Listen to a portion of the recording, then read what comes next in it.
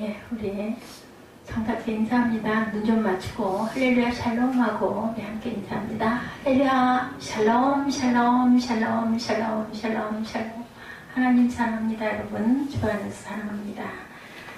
말씀 잘 아시는, 많이 들으시던 말씀이죠.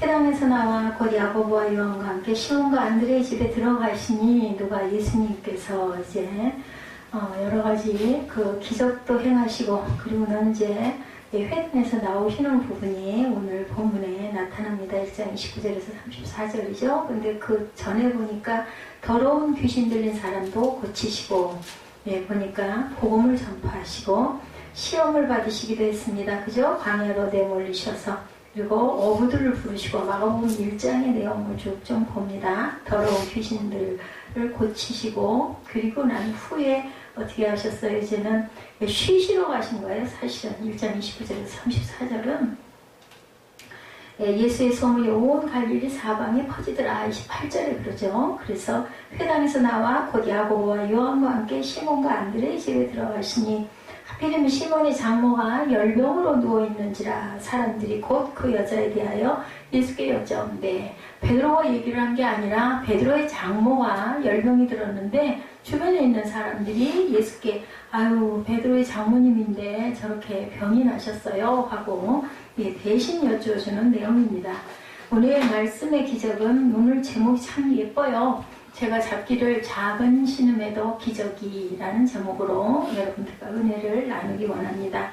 오늘 말씀의 기적은 공관복음서에 나와 있는 사건 중에서 가장 짧고 가장 작은 치유 기사로 알려져 있는데, 기적의 장소는 어디예요? 가버나움인데 예수님이 많은 시간을 사역하셨던 특별한 장소이기도 합니다.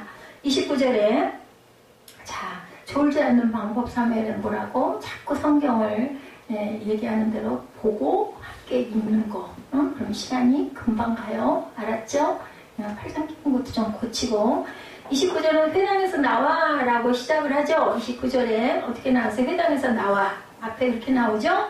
에즈순 에주 하고 나옵니다. 우리 중등부 학생들 영어 아주 머리가 아프게 하지만 어쨌든 하자마자 에즈순 에주입니다. 나와서 라는 뜻을 갖고 있죠. 가버나움 회당에서 많은 사역을 하시고 귀신 들린 자들을 고치신 일이 바로 그 전에 말씀에 28절까지 나와 있습니다. 오늘의 말씀의 배경이 자세히 설명되어 있지 않기 때문에 몇 가지 의문점이 발견돼서 부원합니다. 회당에서 나와 예수님이 시몬의 집에 가신 이유는 쉼을 위한 시간과 장소였다. 아까 제가 말씀드린 대로 바로 전에 예수님의 소문이 사방에 퍼질 정도로 28절에 많은 사역을 하시고 이제 좀 쉬고 싶으셔가지고 나와서 누구의 집에? 시몬의 집에 가셨어요. 그런데 왜 굳이 예수님을 환자가 있는 집으로 모셔갔을까? 이런 의문이 생겨. 쉬시려면 그런 환자가 문제가 없는 데로 가셔야 되지 않을까? 당시 랍비의 전승에 의하면 열병에 걸린 사람에게 손을 대는 것은 허락되지 않은 상황입니다. 열병 걸린 사람에게 손을 댔다가는 어떻게 돼요? 전염이 된다. 부정환자가 된다 해서 절대로 열병 걸린 사람의 시체에서 손을 대면 일주일 동안 사람들과 격리를 시키는 아주 그러한 시대였습니다. 단순히 추측하는 것이지만 그 여자에 대하여 예수께 여짜온데 30절이죠. 나아가서 그 손을 잡아 뭐 하셨어요? 예수님이 일으키시니 31절에 이렇게 증거하고 있죠. 예수님이 일으키시지 않으면 침상에서 일어날 수 없는 상황의 여인이었다. 누가? 베드로의 장모님입니다. 이 말씀을 통해서 중요한 교훈을 하나 깨닫게 되는데, 신앙의 지평이 회당에서 가정으로 옮겨졌다라는 거예요. 회당에서 귀신 들린 자 고치시고 그 다음에는 어디로 가셨다? 집으로 가셨다. 가신 이유는 쉼을 위해서 가셨는데도 불구하고 그곳에도 무슨 일이 있었다? 그곳에도 문제는 있었다라는 겁니다. 오늘 기적의 말씀은 가버나움의 회당에서 일어났던 기적의 사건 이후에 예수님을 개인적으로 초청하는 장면이죠. 오늘날로 얘기한다면 주일의 영성, 주일 예배가 매일의 영성 또는 매일의 삶으로 옮겨졌다. 삶의 장소로 옮겨졌다. 어떤 사역인지는 모르지만 베드로가 스스로 예수께 아뢰지 못하고 문제를 누가 얘기했어요? 주변에 있던 친구들이 대신 고했다. 뭘 얘기하는 걸까요? 여러분들 중보기도의 중요성. 공동체에서는 혼자만 있을 수 없고 서로 더불어 서로 도와야 된다는 의미를 갖고 있습니다. 어려움을 당한 이웃을 봤을 때 본인이 얘기를 안 하더라도 옆에 있는 사람이 하나님께 중보하기도 하고 또 함께 기도해 주시죠. 아니면 문병 가시죠. 이런 걸 할 수 있어야 된다는 그런 상징도 갖고 있습니다. 이렇게 믿음의 동역자가 필요하고 중보가 필요하다. 좋은 신앙의 모범이라는 생각. 아까 우리 잠깐 그 영상 봤죠. 뭐 그 음악이 깔려있지 않고 해서 조금 너무 좀 어떻게 보면 침묵이어서 긴장이 되기도 하고 저게 뭐야 할 수도 있지만 예, 어땠어요? 하늘의 영을 바라보고 그 환상을 봤던 사람들이 그 친구가 같은 생각과 같은 것들을 봤다라는 의미. 우리가 기도의 목적. 저는 오늘 찬양을 하면서 하나님의 음성을 많이 감동으로 느꼈습니다. 찬양이 가사가 굉장히 중요하다고 저는 생각을 합니다. 모르는 찬양도 가끔 있을 수 있습니다. 그런데요, 여러분들 가사를 음미하시고 마음으로 읽으세요. 입으로는 못 읽으시겠지만 그럴 때 우리 마음 문이 열리고 우리가 어디로 집중을 합니까? 하나님께 집중하는 시간이에요. 마음을 열기 위해서 입술로 고백하면서 설령 고백이 안 되고 못 될 때는 가사를 음미하시면서 하나님께 내 마음을 모으면 하나님께서 내게 감동을 주시고 성령이 우리 안에 임하시고 위로하시는 제가 오 주님께서 아까 그 특성 여러분들에게 드렸잖아요. 금요 예배 때 제가 지금 상황이 조금 몰려있는 상황이기도 합니다. 그런데 어찌 그렇게 하나님 은혜를 많이 부어주시는지 오 주님께서 나를 살리시고 오 주님께서 나를 고치시고 오 주님께서 나를 미리 예비하셨다라는 그 가사가 저한테 주신 가사 같은 느낌이 감동이 와서 정말 너무너무 감사했습니다. 오늘도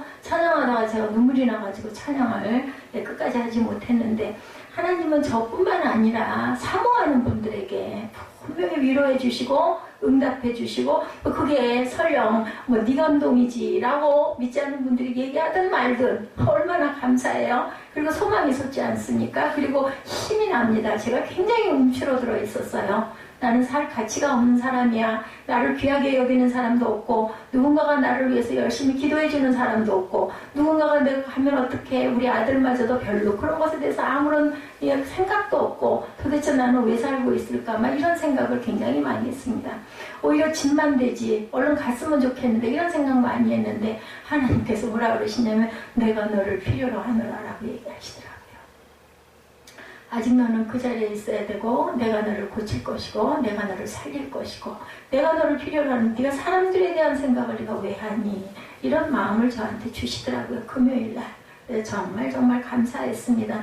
하나님은요 아까 제가 그 기도할 때 그런 말씀 했죠. 심은 대로 거두신다 하지만 그것도 아닌 것 같아요. 심지 않았는데도 하나님께서는 엄청난 은혜로 수만 배의 축복을 주신다는 생각을 합니다. 저는 하나님께 효도한 게 아무것도 없어요. 세상에서 한 일도 아무것도 없습니다. 자녀 몇 둔 거 외에는 아무것도 없고 제 성향 자체가 누구하고 반다하게 이렇게 교제하고 막 두루두루 다니고 그런 거 있죠.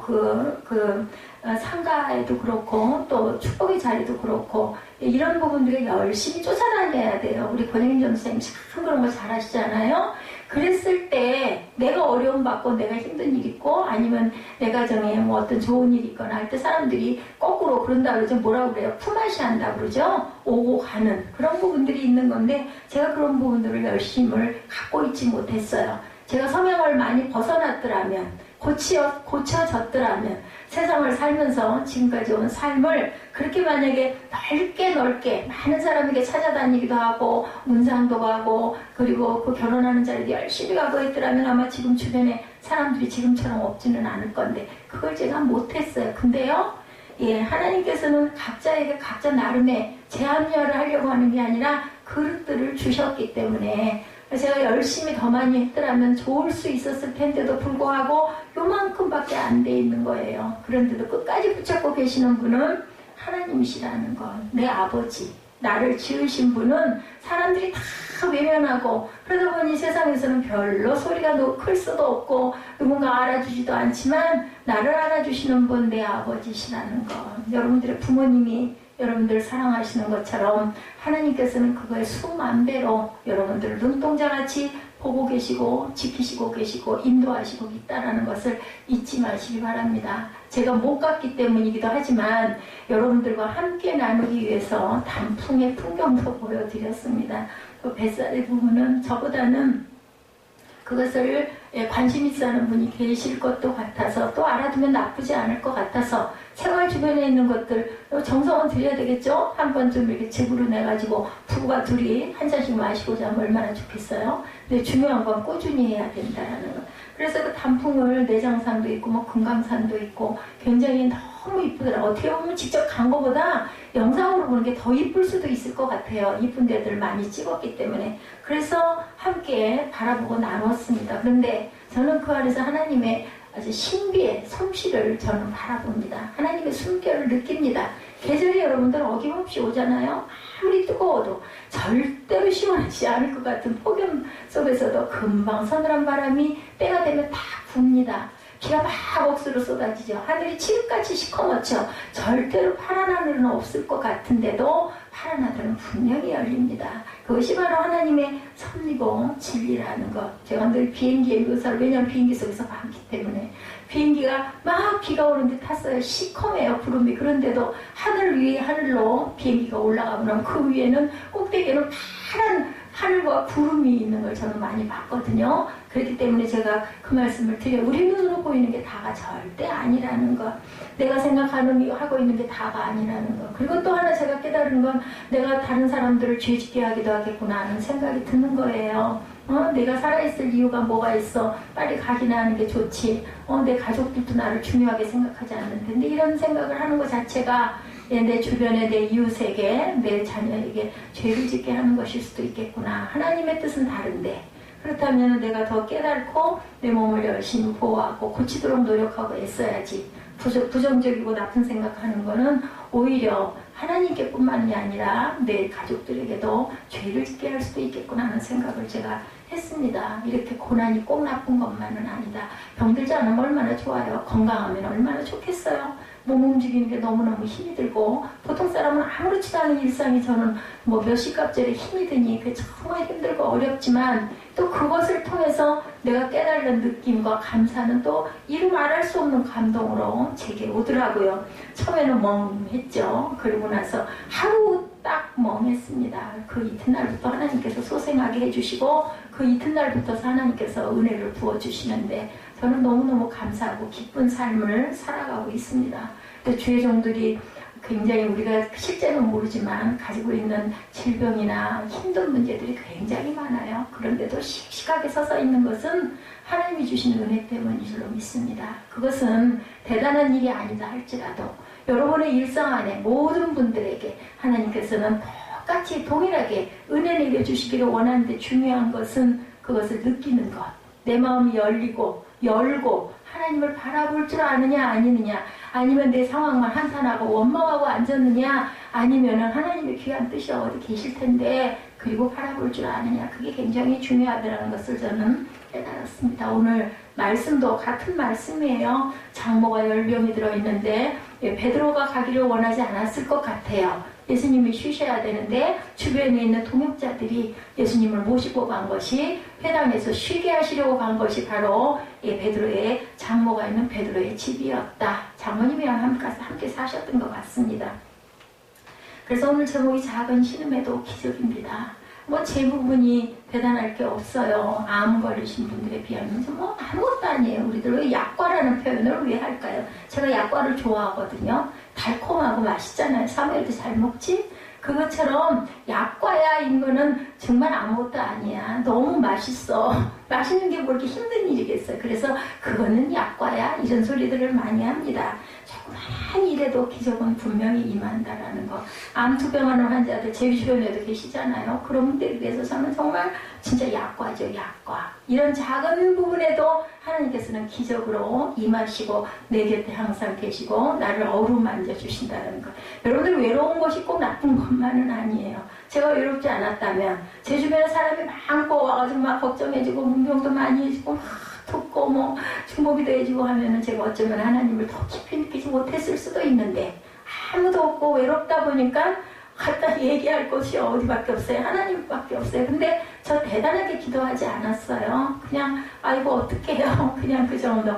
물질적으로 너무 어려워서 어떡할까. 여기 뭐 보증금 부분 때문에 주인한테도 얘기를 하고 또 다른 분에게도 어떻게 얘기를 하고 뭐 500 빌려주세요. 500 다 주겠어요? 안 줄 수도 있기 때문에 적어도 1000만 원은 가져야 될 것 같다. 누구한테 손 벌릴 데도 없고. 그리고 애를 썼더니 하나님께서는 미리미리 알고 계시고 가지고 있는 것으로 물론 좀 모자르겠지만 충분하게 해결할 수 있도록 미리 예정하고 계셨던 하나님. 내가 얼마나 어리석고 믿음이 약했던가. 믿지 못하고 미리 사람이 먼저 염려하려고 했던 게 너무너무 죄송한 생각이 들었습니다.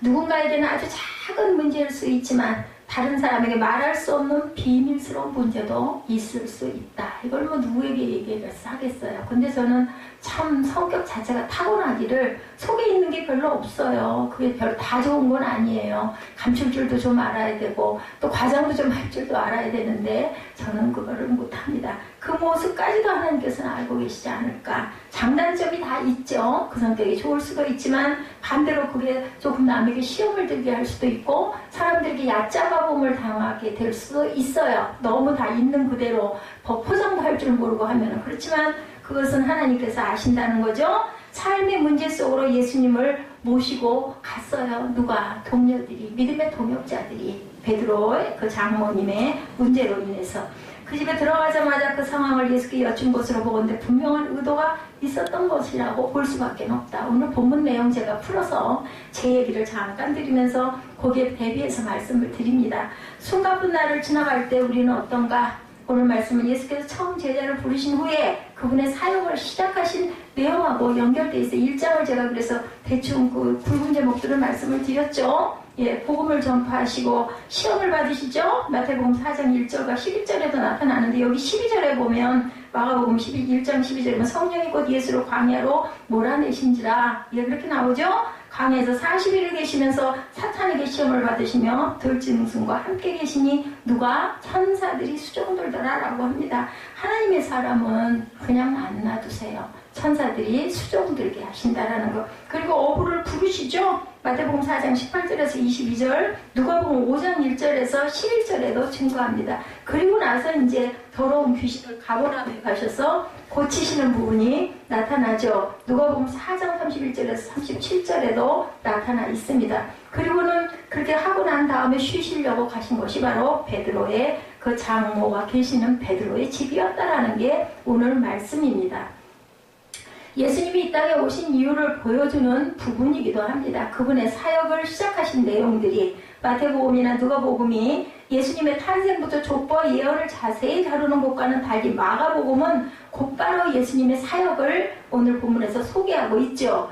1장에 바로 세례 요한의 세례, 광야의 시험, 그리고 갈릴리에서 복음을 전하시고 제자들을 부르시는 장면이 곧바로 나옵니다. 처음 제자들과 함께 가버나움에 가셔서 행하신 일이 귀신 들린 사람을 고치신 일이었다. 곧바로 해당해서 오늘 본문에 나오는 시몬과 안드레의 집에 들어가신 거예요. 시몬과 안드레는 뭐예요? 형제예요, 형제. 예, 그 집에 베드로의 장모가 함께 계셨다라는 거죠. 32절 봅니다. 저물어 해질 때에 많은 환자를 데리고 계속해 데리고 오죠. 34절에 3, 4절 봅니다. 온 동네가 그 문 앞에 모였더라. 34절입니다. 예수께서 각종 병이 든 많은 사람을 고치시며 많은 귀신을 내쫓으시되 귀신이 자기를 알므로 그 말하는 것을 허락하지 아니하십니다. 귀신이 예수님을 알아봐요. 여러분들 신은 신끼리 알아요. 하나님이시긴 하지만 사람보다는 귀신이 하나님을 더 빨리 알아본다라는 사실이에요. 그죠? 예, 정말 하루를 숨가쁘게 보낸 예수님의 사역을 내용에서도 보여주고 있죠. 그런데 예수님의 주 사역이 말씀을 전하기보다는 무슨 일? 병자를 고치시는 일에 주력하고 계셔요, 지금. 그리고 오늘 우리가 본문으로 읽지 않았지만 바로 다음 마가복음 1장 35절은 새벽 아직도 밝기 전에 예수께서 일어나다가 한적한 곳으로 가서 거기서 기도하시더니 라고 이렇게도 증거되어 있습니다.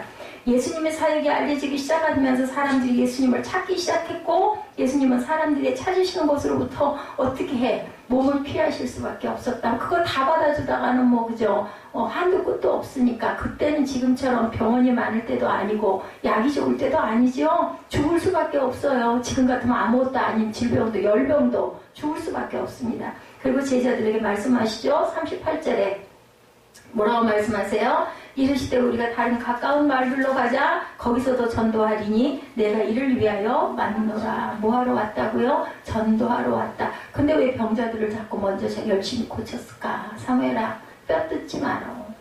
응? 그 버릇이 왜 들었어? 희정이한테 들었어? 얼마 써?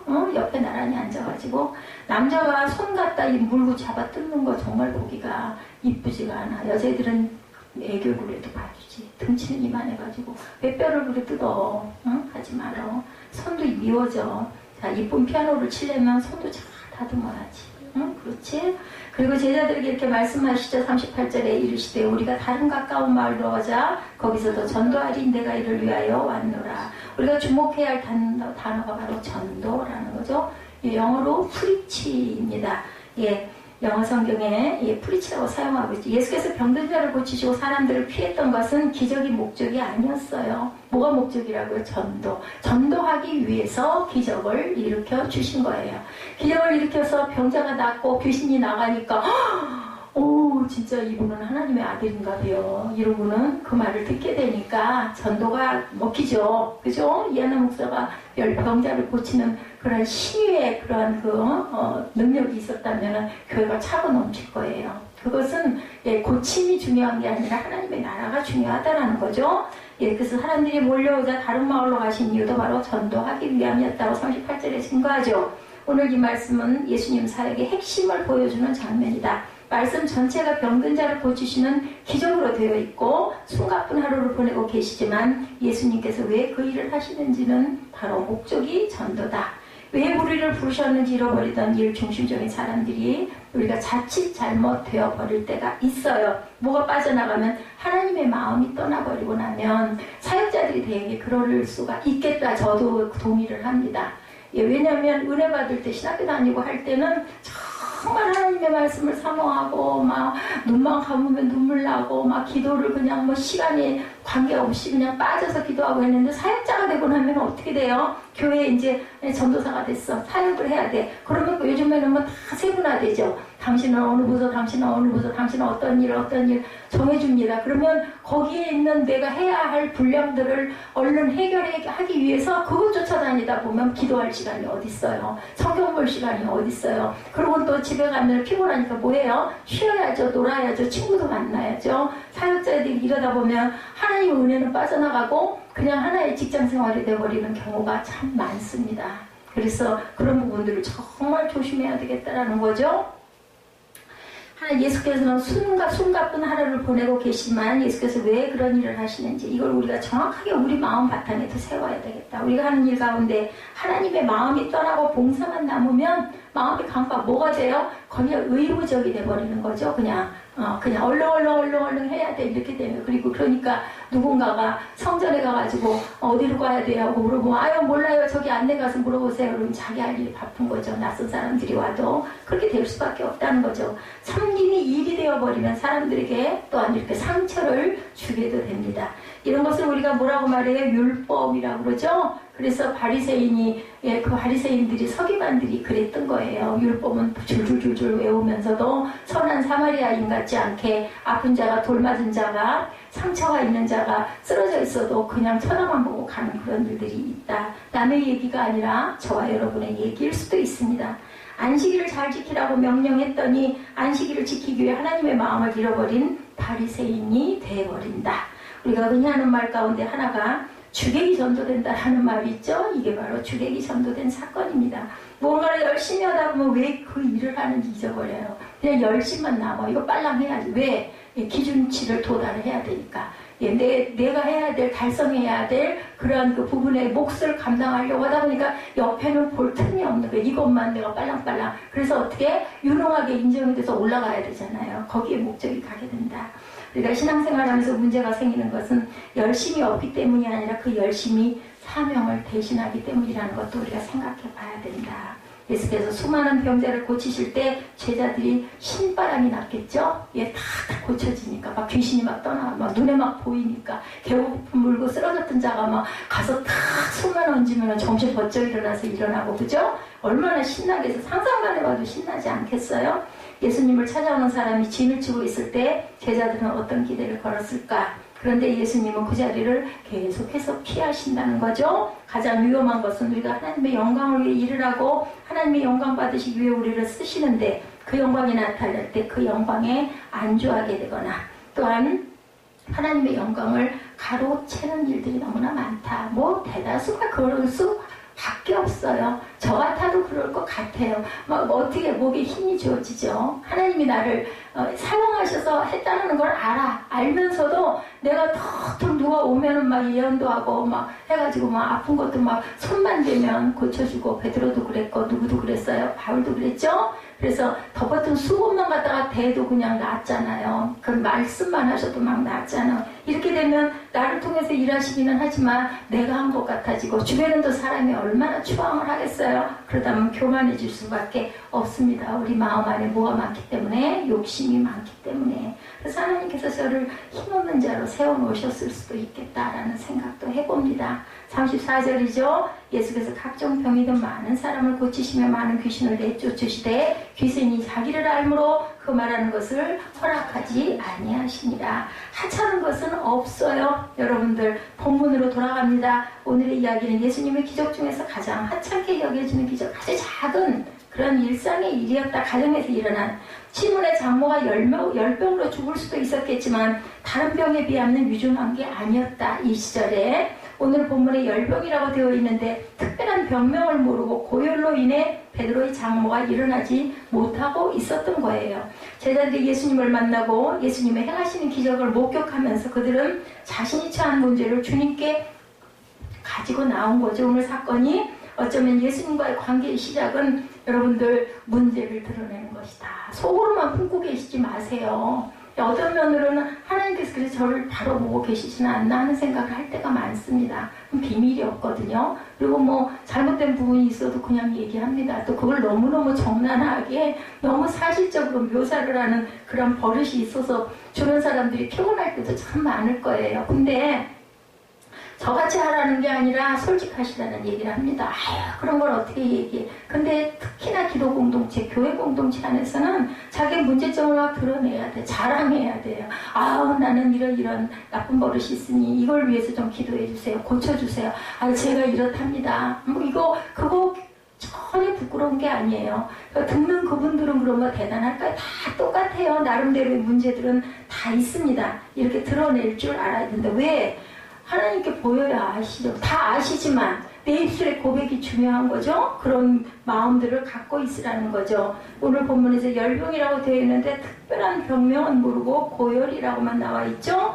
문제를 드러내는 것. 우리는 종종 삶에 일어나는 문제 가운데 너무 하찮은 것이라 주님께 아뢰기 쑥스럽다. 아이 뭐 이런 것까지 다 아시는데 근데 그러지 마시라는 거예요. 작은 문제가 큰 문제로 발전해 갈 수도 있다. 그죠? 우리가 어디가 조금 아파요. 아이 뭐 괜찮아지겠지. 그냥 내버려 두고 방치하면 어떻게 해요? 그게 다른 걸로 번져간다는 게 중요해요. 그렇기 때문에 우리는 알면 즉각적으로 고쳐야 되겠죠. 관계는 커다란 문제 가운데 갑자기 형성되는 게 아니에요. 세세한 부분에서부터 쌓인 신뢰가 결정적인 순간에 빛을 발한다는 것을 알아야 된다. 마가가 예수님이 행하신 많은 기적이 있음에도 그가 기록한 마가복음에 다 기록하지 못했던 것들이 얼마나 많았겠어요. 그런데 베드로의 장모 이야기를 실었다라는 거예요. 제가 말씀드렸죠. 외경이 성경 66권보다 수십 배의 분량의 외경들이 있습니다. 그런데도 불구하고 마가복음에 이렇게 실렸다라는 것은 의미를 가지고 있었다라는 것. 마가가 추려서 실리지 않았겠어요? 마가복음을 만들면서. 처음 예수님을 만나고 자신의 집에 예수님을 모신 후에 경험한 실제적인 일이죠. 우리는 기적을 생각할 때 여러분들 불치병, 커다란 재난을 생각을 합니다. 사람이 할 수 없는 어떤 대단한 것일 때만 그것이 이루어지는 걸 기적이라고 생각을 하는데 여러분들 푸르게 물들었던 실록이 그렇게 아까 보셨죠? 영상으로 단풍이 든 거 어떻게 생각하세요? 아니 뭐 가을엔 당연히 그렇게 되는 거 아니에요. 그것도 기적입니다. 하나님께서 때마다 옷을 입혀주시고 그게 또 고목이 돼갖고 죽었을 것 같은데 봄이면 잎이 나고. 우리가 살아있는 것도 기적이라고 생각하지 않으세요? 예, 70억이 넘는 인구가 우리 세계에 퍼져 있다고 합니다. 그 인구 중에서 우리가 하루하루 살아내는 거, 예, 그죠? 공정과 자전을 하는 거. 우리 집이 있어서 집이 지진나지 않고 터지지 않고 내가 병들지 않고 병나지 않고 하루하루를 잘 자고 잘 일어나고 직장에 가서 열심히 일할 수 있는 거. 그 모든 것들이 우리 사지백체라고 얘기하더라고요. 옛날 어른분들은. 그 피돌기가 돌고 화장실을 가고 위로 음식을 먹고, 그죠? 이런 모든 일상의 것들이 저는 기적이라고 생각합니다. 작은 부분 하나가 잘못되니까 어때요? 살 수가 없잖아요. 예, 제 그 MRI를 봤더니 뭐 그 설명을 하시더라고요. 여기 관절에 연결되어 있는 관절 고리들의 관절이 닳아서 문제가 생겨서 그러다 보니까 예, 갈비 밑이 그렇게 무게를 느낄 수밖에 없게 이러이러하게 됐습니다. 제가 그 설명을 2달이 좀 넘은 시간에 잠깐 들으면서 그래서 거기가 그렇게 아프구나. 우리는 알 수가 없는 거죠. 이것도 기적입니다. 그러면 그 치유도 예, 하나님께서 하시겠죠. 뭐 안 돼가지고 힘들게 살면 내가 관리를 잘못해서 이렇게 된 거니. 예, 그 바울의 고백 있잖아요. 나의 나됨은 하나님의 은혜다. 그리고 네가 그것도 짊어지고 가라고 했기 때문에 3번 기도하고 나서는 그 다음에 그냥 그것도 감사하고 살아야지. 바울도 그랬습니다. 하물며 뭐 하찮은 저야 어떻겠습니까? 하나님께서 고쳐주시지 않으면 그것도 예, 내가 해야 할 부분이다 라고 짊어지고 가야 되겠죠. 중요한 것은 삶의 구체적인 부분 가운데 여러분들 주님을 경험하는 게 중요해요. 기적이 중요한 게 아니라, 대단한 게 기적이 아니라 내 일상 가운데 나와 동행하시는 하나님을 여러분들 느끼시고, 중요한 것은 성령께서는 내가 손을 내밀어야 하는 거, 내가 해야 할 바가 분명히 있는 거예요. 하나님 믿습니다. 성령님 나와 함께 하시옵소서. 성령님 내가 이런 문제가 있습니다. 내 마음에 감동을 주시고 그리고 긍정적인 사고를 할 수 있게 해주시고 하나님을 만나는 은혜가 있게 하여 주옵소서. 이런 고백이 여러분들에게 있었을 때 누구를 막론하고 예수 믿고 구원받은 자들에게는 하나님의 영이 임하신다라는 것. 기적에는 일정한 패턴이 있습니다. 문제를 인식하고 아뢰는 사람이 분명히 있어야 합니다. 그리고 주님이 문제를 그런 다음에 해결해 주셔요. 하나님은 다 아시잖아요. 그럼 뭐로 아뢰요? 기도 안 해도 아실 건데. 근데 하나님의 방법은 그 방법이 아니에요. 우리가 하나님을 만들 수는 없습니다. 하나님은 누구를 통해서? 사람을 통해서. 어떻게? 말로, 내가 고백으로, 그리고 하나님이 들으심으로. 아니 말 안 하면 모르겠냐, 우리 내면 다 아시는데. 그런데 하나님께서는 꼭 입의 고백을 통해서, 입술의 고백을 통해서 이루어 가신다라는, 그리고 아버지십니다 라는 그 고백을 할 때, 그래 너는 내 아들이다, 너는 내 딸이다 하신다라는 걸. 쉬워요. 어려운 게 하나도 없어요. 내가 마음 먹기에 달렸어요. 근데 마음들을 안 먹어요. 에이 그런 게 어딨어. 그러면 없어요. 에이 그런 게 어딨어. 없다는 거. 있으면 얼마나 좋아요. 그러면 한번 안 믿어지더라도 미친 척하고 한번 계셔요, 오셔요, 주시옵소서 한번 해보시라는 거죠. 자꾸 한번 해보세요. 어떻게 하라고 그랬다고요? 호세아가 힘써 알자라고 그랬대요. 그런데 어떻게 힘을 안 쓰겠어요? 힘을 쓰세요, 여러분들. 아니여가지고 못 받는 것보다는 여가지고 받는 게 좋지 않아요? 그냥 우리 사람 생각을 해봐도 그게 맞지 않은 거면 그렇게 하시라는 거죠. 해보세요. 교회 나와서 앉아있는 사람들은 그래도 1차적으로 예수가 계신 걸 믿습니다 하고 나와 있잖아요. 여서이든 아니어서이든 잘 모르겠어요든 어쨌든 관심이 있어서 나왔으니, 아니 어떻게 하는 게 나한테도 유익이 되고 나한테도 플러스가 될까는 아마 생각할 줄 아실 거예요. 세상적으로 생각을 하더라도 한번 믿어보시죠. 뭐라 이런 말이죠. 미친 척하고 한번 믿어보세요. 믿어보시면 분명히 역사가 일어납니다. 모든 사람들이 다 그렇게 얘기를 하거든요. 그랬더니 이랬더라. 얼마나 간증들이 많습니까? 전체적인 상황은 예수께서 가버나움 회당에서 사역을 마치시고 쉬려는 의도가 있었던 것이고, 아직 제자가 된 지 얼마 안 된 제자들이 그러한 상황에서 예수님께 직접 병을 고쳐달라고 말하기가 쉽지 않는 상황이었고, 자신의 집으로 예수를 모시고 들어가 상황을 이야기했던 거죠. 조금은 비밀스럽게 예수님을 모시고 간 상황은 예수께 대한 미안함도 있었을 것이다. 미리 말하지 않은 것. 그 주변에는 병으로 고생하는 많은 사람들이 있었죠. 당시의 풍습에 의하면 열병을 앓고 있는 사람에게는 가까이 하는 것, 특히 손을 내는 것은 금기가 되어 있다. 아까 말씀드렸죠? 아무래도 더운 지방이에요. 그러니 얼마나 그 병이 빨리 퍼지겠어요. 그죠? 어쨌든 다른 사람의 병에 비하면 너무너무 가볍고 미세한 그런 것일 수도 있는데, 비밀스럽게 장모의 병을 숨기고 치료하고 있었을 상황에 왜 베드로는 기적 행하는 사람이잖아요. 근데 자기 장모를 못 고쳐. 그러면 얼마나 그것도 어떻게 보면은 존심이 상해요. 그죠? 그러니까 드러내고 싶지가 않았을 수도 있었을 것이다. 우리가 하늘에 올라가서 베드로에게 물어봐야 될 일이지만 성경 내용으로 봐서는 그럴 수 있겠다라는 거죠. 중요한 것은 그 문제의 크기가 어떻든 당사자들에겐 정말 중요한 문제예요. 이 장모가 좀 나았으면 좋겠는데 그 마음 없겠어요?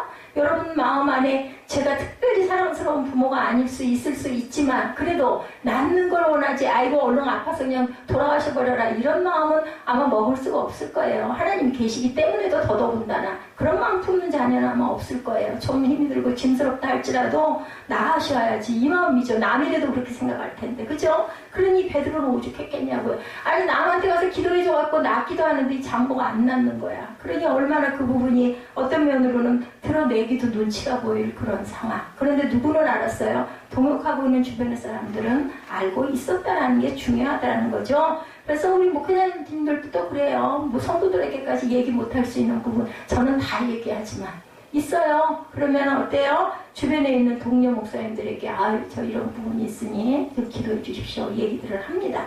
이렇게 문제를 숨기는 사람들이 있을 수 있다. 부끄럽다는 것과 다른 사람에게 피해를 주지 않기 위해서 아이고 얘기까지 내 얘기까지 뭐 할 거야 이럴 수도 있다라는 거죠. 문제가 드러나야 문제가 치유가 된다. 우리 뭐라 그래요? 골무것은 짜야 된다 그러잖아요. 고름이 살되느냐 얘기합니다. 문제가 있으면 병원에 가서 보여야 되고 그리고 진단해야 되고 그리고 수술해야지 나을 수 있다는 것을 여러분들 꼭 생각하시기 바랍니다. 어릴 적 저도 아주 몸이 오싹오싹했던 기억이 지금도 절대 안 잊혀요. 얼마나 싫었는지 몰라. 왜 그렇게 자주도 돌아와요 여러분들. 우리 그 사무엘 예지 입 빼봤지. 입 뺄 때 여지 없어. 그냥 어찌 그렇게 무자비하게 그 옛날에 뭐 치과 가서 이빨 빼고 그런 거 없었거든요. 저 어렸을 때 뭐예요 실 매가지고 그죠? 그거 안 되면은 저희 어머니는요 그 손톱깎이 있잖아요. 그걸 가지고 거기다 끼워가지고는 아주 무시무시하게 뽑아서 정말 입안 흔들리면 무시무시했었어요. 그렇게 해서 이를 빼고 이제 어금니가 왔어. 이거 어떡해. 저는 이를 끝에 거 2개를 안 갈았던 것 같아요. 그것 때문에 엄청 잠을 못 자게 막 불안해가지고 무서워가지고 이건 어떻게 할까 이거 큰데 그죠? 이런 생각을 많이 했었어요. 이를 뽑아주던 부모님 여러분들 기억하실 거예요. 엄청 잔인해요. 그죠? 참 몸에 뭐가 나거나 했을 때 엄마가 짤 때는 아주 얄짤없어요. 얄짤. 우리 어머니는 그런 걸 잘하지 저는 못해요. 엄청 잘 짜요. 남의 것도 잘 짜주셨어요. 피부름을 막 그렇게 해서 짜내고 치료를 해주고 약을 바르고 그 옛날에 병원이 문턱이 높았잖아요. 그랬을 때 응급실에 가서 아무리 진통제를 맞아도 통증이 사라지지 않는 그 환자들 저 병원에 다니면서 요즘에 나는 아무것도 아니네 하면서 제가 가보니까요 저는 되게 쌩쌩해요 보면은. 그리고 아주 젊고 건강하게 보여요. 실제는 어떻든 간에 이렇게 아픈 사람들이 많습니다. 예, 저도 기억이 납니다. 제가 진통할 때 그 원장 선생님이 저는 진통할 때 소리를 안 냈거든요. 그러면 뭐라 그러시냐면 아프면 소리 지르세요 하고 얘기해요. 아프면 괜찮아요. 병원이에요. 아무도 흉 안 봐. 아프면 아이고 배야 나 죽어 하고 소리 지르라는 거죠. 이렇게 얘기를 합니다. 고통을 감추거나 참는 게 아니라 우리는 항상 소리 칠 줄도 알아야 된다는 거예요. 아프면 아프다고 해야 되는 누구에게? 하나님께. 오늘의 기적, 평안, 그것으로 이루어진다. 여러분들 꼭 드러내시기 바랍니다. 개인적으로 우리가 성도들 사이에서 우리 샬롬 얘기 많이 하죠. 평안이에요. 평안. 그걸 원하잖아요. 그게 목적이잖아요. 우리 삶이 평안하기를. 무슨 작은 문제가 있으면 여러분 잠 못 주무시죠. 신경 쓰시죠. 그렇기 때문에 정말 아무 일 없이 편안하게 잠잘 수 있는 것처럼 귀한 것은 없습니다. 그래서 뭐라 그러세요? 예, 사랑하는 자에게 단잠을 주신다 그래요. 제가 새벽 5시까지 못 잤어요. 1시간 반 자고 너무너무 피곤해서 누웠다가 잠깐 자고 눈을 떴는데 1시간에서 깜짝 놀랐어요. 아침인 줄 알고 새벽인 줄 알고.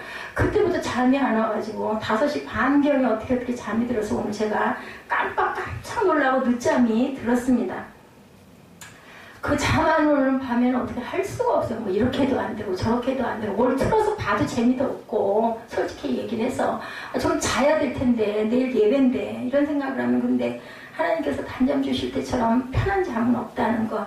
예, 그 인사에서 가장 중요한 것은 평안을 원하는데 평안한 가정이 없다는 것, 그것을 통해서 우리 여러분들은 얼마나 그걸 많이 기도하고 계신가. 이 물음에 단순한 인사가 아니라 평안할 수 있도록 문제를 해결해야 된다는 생각을 하시라는 거죠. 평안의 문제는 내 문제에서 비롯되기도 하지만 주변에서 일어나는 사건과 사고들이 우리를 불안하게 할 때도 있다는 것도 우리가 인정을 합니다. 불안의 감정은 우리의 일상을 파괴하는 중요한 요소입니다. 제가 마음이 불안할 때는 자꾸 절망스러운 생각만 들었어요. 근데 그게 딱 비워지고 나니까 오히려 거꾸로 더 힘이 생기더라고요. 기운이 솟고 그리고 확신이 오고 하나님께서는 이런 거 아무것도 아니야. 아무 상관없는 거야. 이런 마음이 들다 보니까 마음이 굉장히 가뿐해집니다. 사망 원인의 1위가 여러분 청소년들 요즘에 자살이라고 그래요. 그리고 가출이 또한 1위라고 합니다. 우리나라 청소년들의 문제가 세계에서 1위라고 합니다. 위암 발병률도 세계 1위라고 합니다. 조금만 위가 아파도 암이 아닌가 걱정을 할 정도로 우리나라가 위암 1위래요.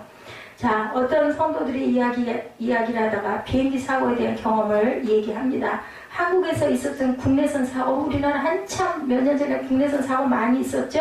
그리고 나서 다시 그 국내선 여객기를 안 탈 수가 없잖아요. 예약이 돼 있고 가야 되니까. 봤는데 모두들 눈동자들이 엄청 긴장을 하고 있다라는 게 뭐 예를 들어 아시아나라고 하면 그 항공기에 그 사고 난 다음에 탄 그런 승객들이 이런 마음이 우리 마음을 뭘로 불안하게 한다라는 거. 그래서 항상 우리는 우리 주변에서 일어나는 일에도 그들의 샬롬의 평안을 복을 빌어줄 줄 알아야 되겠다. 예수님을 우리 집에 모신다면 평안하지 못한 이유를 주님께 이야기하고 해결을 받을 준비가 되어 있어야 된다. 부끄러워하지 마시고 드러내지 않으려고 하지 마시고 오늘 본문에 병을 앓고 있는 사람은 베드로의 장모예요. 그리고 그 집 역시 베드로의 장모의 집입니다. 그런데 그의 문제를 예수께 고한 것은 베드로가 아니었다고 아까 말씀드렸죠. 30절에 시몬의 장모가 열병으로 누워있는지라 사람들이 곧 그 여자에 대하여 예수께 여짜온대. 우리가 성경을 보면서 익히 아는 베드로의 성격은 어때요? 나서기 좋아하고 그죠? 가만히 못 기다리고 막 얘기하고 이러는 성격인데도 불구하고 그 문제를 얘기하지 못했다. 이런 맥락에서 예수님을 베드로 장모의 집에 모신 것은 베드로의 작품이 아니다.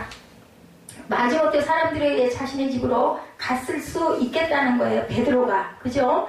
마지못해 누군가에 이끌려 우리가 상담하는 경우 같이 찾아왔지만 자신이 말을 못할 때가 있어요. 옆 사람이 얘기해 줄 때가 있다라는 거죠. 그것도 우리는 필요하다라는 생각을 해야 된다. 중요한 것은 어떤 상황과 이유에서였는지는 모르지만 그의 집에 예수님이 계셨다는 게 중요합니다. 그러니까 누가 중요해요? 주변의 동역자들 합력하여 선을 이루고자 위하여 마음을 모으고 사랑을 주는 그게 내가 될 수도 있고 상대방이 될 수도 있어요. 내 문제를 위해서 상대방이 기도해 줄 수도 있고 상대방을 위해서 내가 기도하고 내가 나서 줄 수도 있다. 서로 우리는 이렇게 사랑을 나누고 살아가야 되는 하나님 안에 한 형제 자매라는 것을 절대 잊어버리지 말아야 되겠다.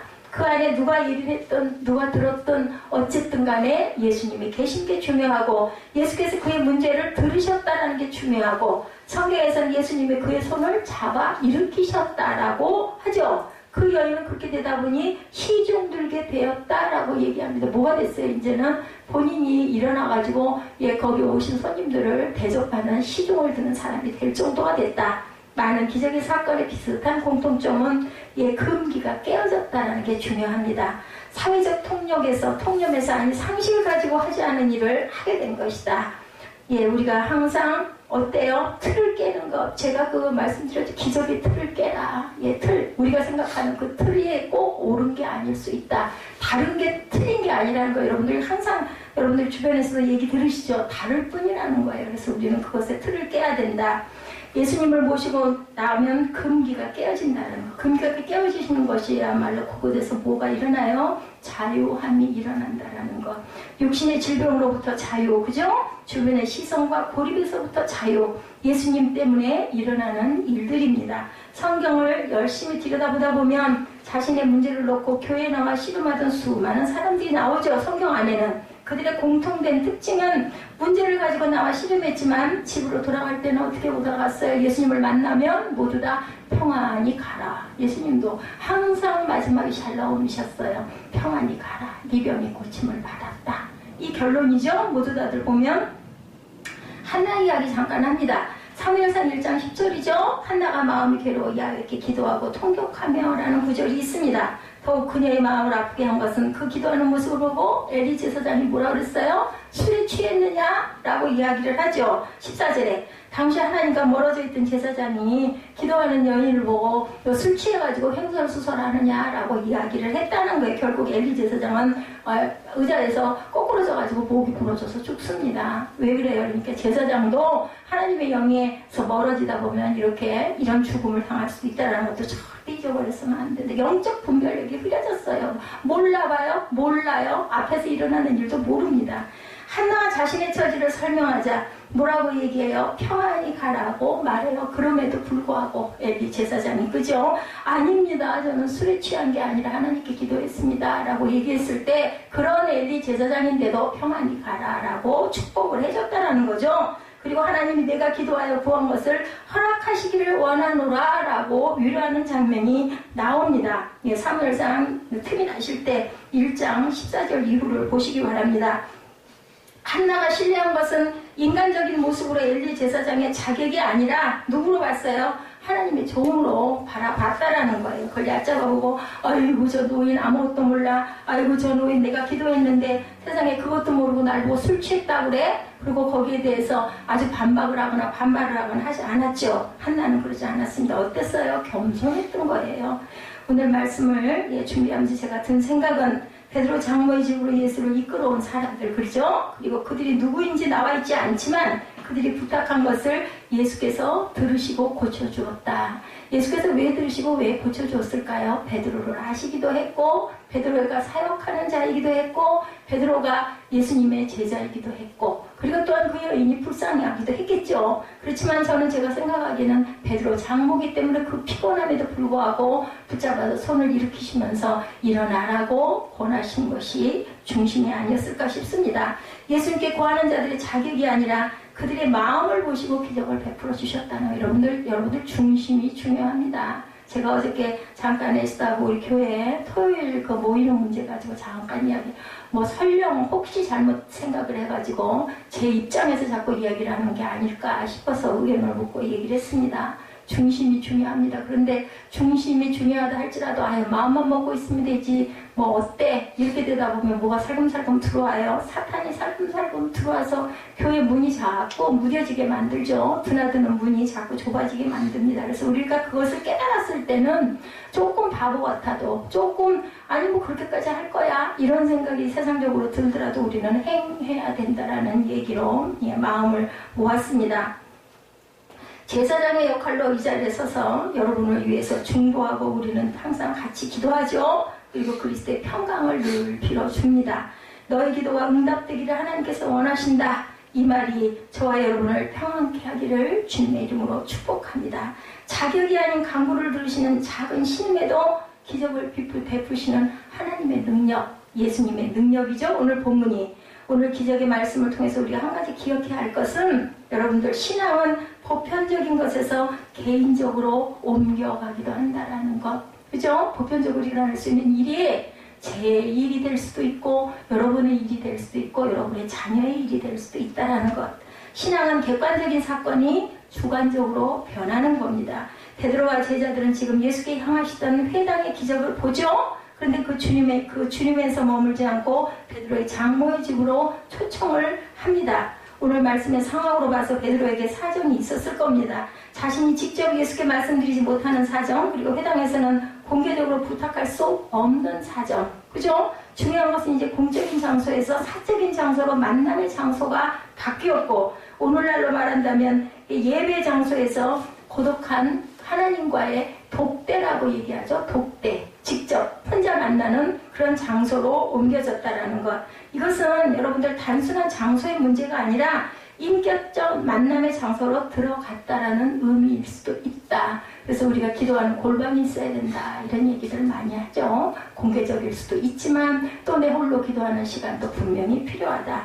신앙이란 기적의 의미란 바로 객관적 사건이 주관적 사건으로 변하는 것이다. 이것을 우리가 은혜 체험이라고 합니다. 여러분들 독대하고 독방에 계시면서 하나님의 은혜를 느껴보셨습니까? 그때의 기쁨은 형언할 수가 없습니다. 하늘나라를 경험합니다. 그거 여러분들 사모되지 않으세요? 저는 너무너무 좋아서 맨날 기도했어요. 그때는. 지금은 그때와는 생각으로 마저 하늘과 땅 차이입니다. 이렇게 서 있지만 그때는 목사도 아니었는데 신학생이었는데 하나님이 매일매일 한대 보화를 저한테 막 들어 부어주셨어요. 착각을 한다고 그렇게 착각을 하겠어요? 매일매일 천국을 봅니다. 오늘 본문에 베드로의 장모가 예수의 손을 잡고 일으킴을 받아 수종 들다라고 말하죠. 단순히 병이 나아서 봉사했다는 말이 아니라 은혜를 경험했다라는 표현이에요. 은혜 받고 나면 어때? 너무너무 기뻐요. 그러니까 막 사람들이 너무 너그러져. 누가 뭐라고 하든 말든 그런 거 아무 상관이 없어져요. 그래서 우리가 상처를 받는다는 것은 내가 약하기 때문에 상처를 받는 거예요. 누구에게 은총을 받아보세요. 사랑을 받아보세요. 우리 요즘에 아가서 강의하고 있거든요. 그래서 오늘 제가 묵상을 시편으로 하는 아가서를 했죠. 2장 말씀을 했습니다. 술람이 여인이 이쁜 여자가 아니에요. 포도원지기예요. 새카매요. 그런데도 불구하고 누가 솔로몬 왕이 너무 사랑하니까 그게 누구세요? 하나님이시죠? 그리고 술람이 여인은 성도입니다. 은혜 받은 자. 은혜 받으니까 나는 얼굴이 검어요. 내 오라비들이 나를 포도원지기를 삼아버려가지고 내 얼굴빛은 이렇게 검지만 그래도 나는 좋습니다. 그리고 막 자기 스스로 자기 허물을 막 얘기하면 왜 그래요? 사랑받았기 때문에 당당한 거죠. 나는 내 뒤에 누가 있어? 나를 돌보시는, 나를 사랑하는 나밖에 모르는 솔로몬 왕이 있어. 이런 거예요. 그죠? 하나님께 사랑을 받으면 누가 뭐라고 하든 말든 사람이 뭐 말하는 거 시선 뭐 이런 거 아무 상관이 없어져요. 막 힘이 불끈불끈 솟아요. 아무것도 없는데도 상황은 하나도 변한 게 없는데도 은혜 받은 사람들 다 똑같이 그렇게 얘기를 해요. 눈을 뜨면 기도할 때는 막 천국을 날아다니 막 기뻐하고 춤을 추고 눈물을 줄줄 흘리고 미친 사람 같지. 보통 사람이 보면 저 여자 미쳤지 저 남자 미쳤지 그래요. 깨고 나면 문제는 그대로 있어요. 근데도 너무 마음이 기쁜 거예요. 막 능력이 솟는 거예요. 힘이 솟는 거예요. 소만이 솟는 거예요. 의욕이 솟는 거예요. 그래서 문제가 해결이 될 수밖에 없어져요. 내가 의욕이 저하되고 내가 자꾸 절망스러워지고 하면은 될 일이 없어요. 안 되는 거죠. 자, 병이 나와서 봉사했다는 말이 아니라 여러분들 은혜를 경험하면 이렇게 힘이 불끈불끈 솟는다. 제가 어디 아파 보이세요? 하나도 안 아파요. 그런데 내 몸은 그 몸 그대로예요. 근데도 이렇게 힘이 솟는 거 누가 주셔요? 하나님께서 주시는 힘입니다. 여러분들 기억하시기 바랍니다. 예수께서는 기적을 베푸셨다라는 표현보다 은혜를 베풀어 주시는 분이시라는 것, 은혜밖에 없다라는 것. 나의 은혜는 하나님의 은혜는 나로 인하여 족함을 준다라고 말씀을 하죠. 그래서 어떻게 해요? 은혜를 경험한 우리에게 평안하시죠? 라는 말을 우리가 늘상 서로에게 주고받을 줄 알아야 되고, 그리고 나서 우리는 일상으로 돌아가죠. 모든 기적의 가장 중요한 포인트는 침상에 누워있던 여인이 어디로 돌아갔다? 일상으로 돌아갔다. 본문 31절이죠. 나아가서 그 손을 잡아 일으키시니 열병이 떠나고 여자가 그들에게 수종드니라. 예수님을 수종들었어요. 뭘로 돌아갔어요? 그 여인이 이제 털고 일어나서 병환으로 누워있는 자가 아니라 일어나서 일상 속에서 봉사하는 자가 되었다. 수종을 들었어요. 누군가에게 하찮은 문제일 수도 있는 것, 그들에게 감추고 싶어하는 문제일 수도 있지만 문제를 대면하게 될 때 손을 내미시는 예수님을 만나는 것이 오늘 말씀의 기적의 핵심이라는 것. 랍비 전승에 의하면 열병을 앓고 있는 여인에게 손을 댈 수가 없지만 그 금기를 깨고 예수께서 손을 잡아 일으키셨다는 게 중요합니다. 치유의 가장 큰 기적은 일상으로의 복귀. 이것은 아파보지 못한 사람에게는 얼마나 큰 축복인지 이해가 안 됩니다. 저는 걸음을 많이 못 걷잖아요. 아까 단풍 든 거 보면서 옛날에 내장산 같은 게 막 이렇게 머리 이렇게 떠오르더라고. 엄청 많이 걸었어요, 그때 그러니까 미리미리, 일찍 다닐 때 다 다니게 하시는 하나님의 은혜가 저는 세상 생각이 나고 부럽지는 않습니다. 지금은 그냥 영상으로 봐도 저는 족합니다. 그게 나는 못 걸어서 어떡하나 한탄을 할 필요가 없게 만드신 하나님의 은혜, 저는 그것도 너무너무 감사하더라고요. 평범한 일들이 우리 힘으로 안 될 때가 많습니다. 기적의 결과가 사소하다는 생각, 그죠? 그런 병에서 나음을 입은 한 여인의 일이에요. 오늘 아무것도 아닌 것 같지만 이 여인이 할 수 있는 최선의 일, 그거죠? 일상은 특별한 것이 아니라 우리가 할 수 있는 최선의 일, 최소한의 일들이다. 사명은 여러분들 특별한 것이 아니고 우리에게 주어진 가장 기본적인 일들이라는 것을 잊지 마시기 바랍니다. 중요한 것은 누워있던 사람이 사명자가 되었다는 거예요. 수정드는 자가 됐어요. 장모, 그 베드로의 장모가. 그리고 오늘의 본문은 대단한 병을 고치신 이야기가 아니라 각종 문제를 가졌던 사람들이 예수께 나왔다고 증거합니다. 온 동네가 그 문 앞에 모였어요. 아무것도 아닌 것 같지만 기적이 일어나는 장소는 둘 중에 하나입니다. 예수께서 거하신 곳에서 혹은 예수님이 계신 곳으로 사람들이 찾아오는 장소가 되었다. 어떤 사람에게는 예기치 않을 때 예수님이 찾아오시기도 합니다. 우리는 이것을 하나님의 주권이라고도 말을 하죠. 하나님이 계획하신 가운데 있음을 고백하게 하는 순간, 하나님께서 저를 그때 그렇게 새벽 기도에 감동을 주셔가지고 제 꿈에 제 친구가 나타나가지고 지금도 있지는 않습니다. 친구가 나타났어요. 그래서 내가 물어봤어요. 너 새벽 예배 나가니? 하고 그거 알죠? 이미정 씨 꿈에 보였어요. 그때 그럼 얘기하더라고요. 그래서 내가 나도 새벽 기도를 가야 될 텐데 어디로 가야 될지 모르겠어. 여기는 교회가 가까이 없어. 그리고는 그 뒷날 제가 찾아 나선 곳이 제일 가까운 교회로 갈게요. 그리고 나선 곳이 바로 그 수정교회였어요. 그래서 거기에 나가면서부터 하나님이 영이, 그러니 내가 알았겠어요? 하나님이 영이 하나님 나를 그렇게 찾아오실지. 그리고 나중에 옮겨진 게 어디였어요? 지금 옥방이 되어 있는 골방. 그게 내 기도방이었어요. 항상 새벽 3시면 기도를 했고 옆에서는 승가대에서 스님들이 독경하는 소리가 들려서 그쪽에서는 독경을 하고 저는 기도를 하고 2-3시간씩 그렇게 기도를 했던 그 기억들. 그러면서 하나님의 은혜가 임하신 거예요. 여러분들도 은혜를 사모하시기 바랍니다. 뭐 은혜 받았다 해서 다 목회자가 되고 다 교회를 세우고 그러지 않아도 하나님의 은혜가 임하시는 그곳에 하나님의 평안이 항상 일상 속에 함께 하신다라는 것 우리가 절대로 잊지 마시기 바랍니다. 가장 안타까운 일, 의지적 결단을 하지 못하는 일, 결단하지 못함으로 은혜의 기회를 포기하는 사람들이 주변에 많은데 우리는 은혜의 결단을 당당하게 하시는 저와 여러분이 되시기 바라요.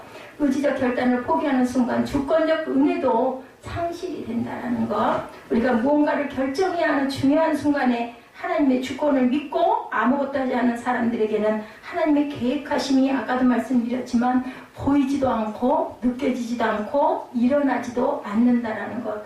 오늘 예배드리는 저와 여러분 가운데 예수님의 기적이 필요한 그러한 분들 있으시면 오늘 어떻게 해요? 찾아오신 주님 그리고 여러분 앞에 문제를 갖고 나간 그 자리 그곳에서 하나님께 기도하시기 바랍니다. 그러면 하나님께서 분명히 만져주셔요. 저라고 만져주신 게 아니고 제가 아닌 누구도 하나님께 진실한 마음이 열리는 기도를 하면 아니면 중보기도 요청을 하면 그래서 우리가 중보기도를 늘 예배 앞에 하는 거예요. 수요일도 마찬가지, 금요일 차례 때도 마찬가지입니다. 때로는 미안할 때가 있어요. 그래서 많이 피곤하기 때문에 중보기도를 혼자서 그렇게 다 하려면 너무너무 힘이 들 것 같아서 이젠 내가 좀 할게요 하면 또 본인이 아니라고 제가 할게요 하면서 또 은혜를 받는다는 얘기를 제가 듣고 너무너무 감사합니다.